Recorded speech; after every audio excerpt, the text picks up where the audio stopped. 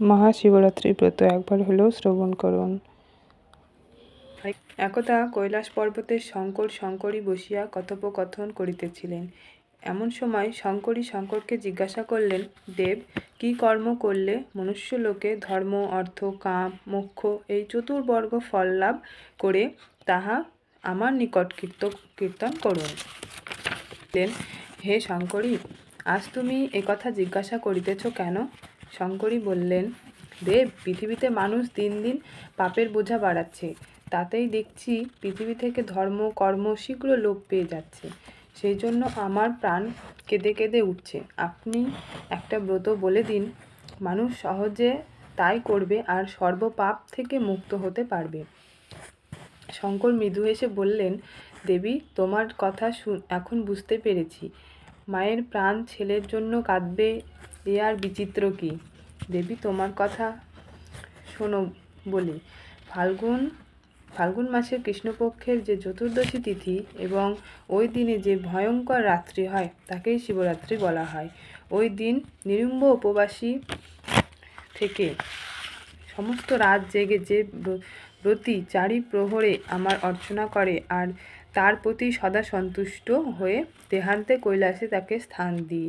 হে দেবী, এবার ব্রত মাহাত্ম্য বলছি, শোনো। বহুকাল আগে বারাণসী ধামে এক ব্যাধ বাস করত।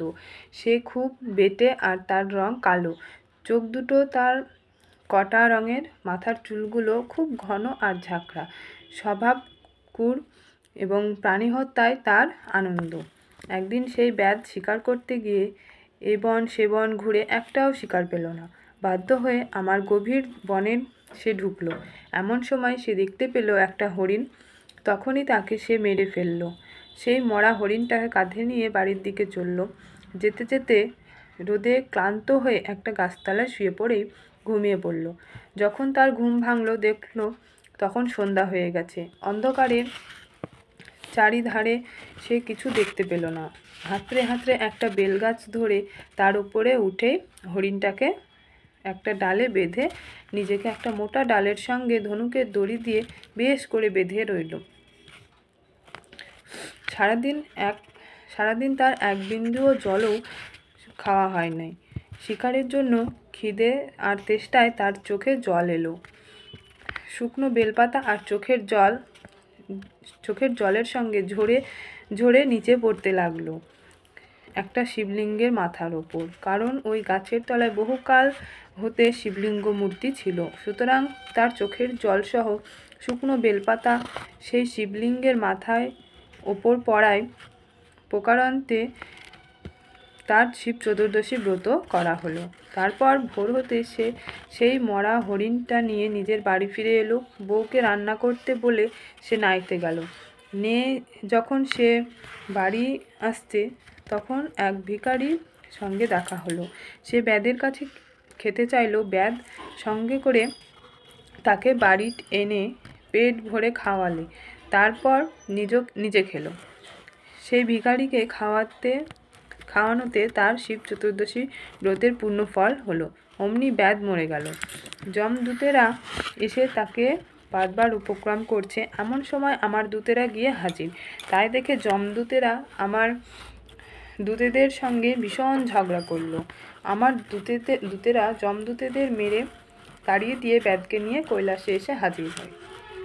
কিন্তু যমদূতেরা আমার দূতের পিছু পিছু এসে কৈলাসের ফটকের সামনে নন্দীকে দেখে বললে, ওই ব্যাধ জীবনে অনেক পাপ করেছে, অনেক জীব হত্যা করেছে, ও মহাপাপী, কৈলাসে থাকবার উপযুক্ত নয়, ওকে আমরা নিয়ে যেতে চাই।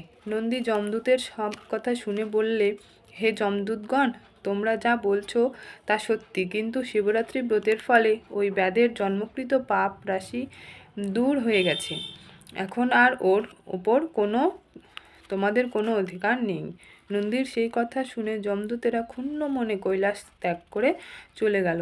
হে শঙ্করী, এই ব্রতের এমনই শক্তি। এই ব্রতের প্রভাবে পৃথিবীর মনুষ্যগণ সর্বপাপ হতে মুক্ত হবে।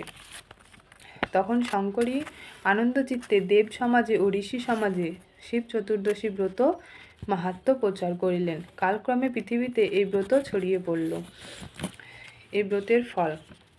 এই ব্রত করলে সংসারে সকল প্রকার দুঃখ কষ্ট দূর হয়। কিন্তু অধিকন্ত ধর্ম অর্থ কাম মোক্ষ ও চতুর্বিধ ফল লাভ ব্রতী পাইয়া থাকেন। যারা যারা এই ব্রত করবেন তারা খুব ভক্তি সহকারে নিষ্ঠার সঙ্গে মহাদেবকে ডাকবেন।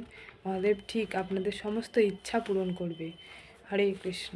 আর যারা গর্ভবতী মহিলা আছে তারা দুপুর 12টা পর্যন্ত উপবাস করবেন এবং তারপর ফলমূল এসব অথবা নিরামিষ অন্ন রন্ধন করে সে খেতে পারবে। 4 প্রহরের সময়সূচি আমাদের ভিডিওতে দেওয়া আছে, আপনারা দেখে নেবেন কখন কখন 4টি প্রহর হবে এবং কী দ্বারা 4 প্রহরে কী দিয়ে স্নান করাতে হবে, ভগবানকে অভিষেক করাতে হবে, সেগুলো আমাদের ভিডিওতে দেওয়া আছে, আপনারা দেখে নেবেন। ভিডিওটি ভালো লাগলে লাইক কমেন্ট শেয়ার করে দেবেন। হরে কৃষ্ণ।